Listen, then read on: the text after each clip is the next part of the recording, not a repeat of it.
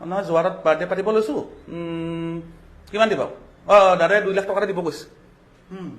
সেইফালৰ পৰা কয় কিবা কিবি মানে বাৰ্গেনিং চলে হ'ব 1.5 লাখ দিব তাৰপিছত নাচে আৰু এটা কথা কওঁ যোৰহাটত যিটো বাৰ্থডে হৈছিলে 50 বছৰ সকলোখিনি খৰচৰ দায়িত্ব প্ৰথম লৈছিলে সি আৰু শ্যামান্তক দাই লৈছিলে আৰু কোনোবা থাকিব পাৰে নাজানো আমি ইমান ভিতৰৰ কথা কিন্তু আমি এইটো ৰুমতে সেইদিনা বহি আছো এইটো ৰুমত সিদ্ধাৰ্থ আৰু মই একেলগে আছো সি ফোন কৰে গুৱাহাটী কোনোবা ব্যৱসায়ীক ফোন কৰে বোলে দাদাই ফোন কৰিছিলে নেকি সোধে প্ৰথম কথা তাৰমানে জুবিনদাৰ কথা দাদাই ফোন কৰিছিলে নেকি সেইফালৰ পৰা কি কয় নাজানো নহয় যোৰহাটত বাৰ্থডে পাতিব লৈছোঁ কিমান দিবা দাদাই 2 লাখ টকা দিব কৈছে সেইফালৰ পৰা কয় কিবা কিবি মানে বাৰ্গেনিং চলে হ'ব 1.5 লাখ দিব তাৰপিছত নাচে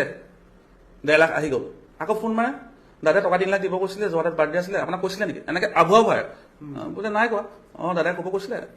ভাবে আৰু সেই মানুহজনো জুবিনদাক সুধিব নোৱাৰে কাৰণ ফোন নালাগে নাম ক'লে নাও ক'ব নোৱাৰে অসমত বাৰ্গেনিঙো কৰিব বেয়া পায় হয়তো তেওঁলোকেও অসমৰ মানুহ জুবিনদাক ভাল পোৱা মানুহ সেই পইচা 10 লাখ টকা 10 মিনিটত উঠাইছে মই নিজ চকুৰে 10 মিনিটত 10 লাখ টকা উঠাইছে 10 মিনিট এইটো ৰুমত মানে এইটো ৰুমত মই যিটো ৰুমত কথা পাতি আছো এইটো ৰুমত উঠাইছে 10 লাখ টকা আৰু তাৰপিছত কি কৰে এই 10 লাখ টকা তেওঁ ইনভেষ্ট কৰিলে নে নাই অকল 60,000 টকা এটা মোক দিছে পেণ্ডেলক কাক দিছো মই ক'ম পেণ্ডেলক নামত 60,000 টকা খৰচ হৈছে চকী টকী VIP চকীখিনি পইচা সি মোক দিছে আৰু হোটেলৰ নামত কিবা কিবি অকণমান খৰচ হৈছে বাকী গোটেই পইচা সি লৈ ল'লে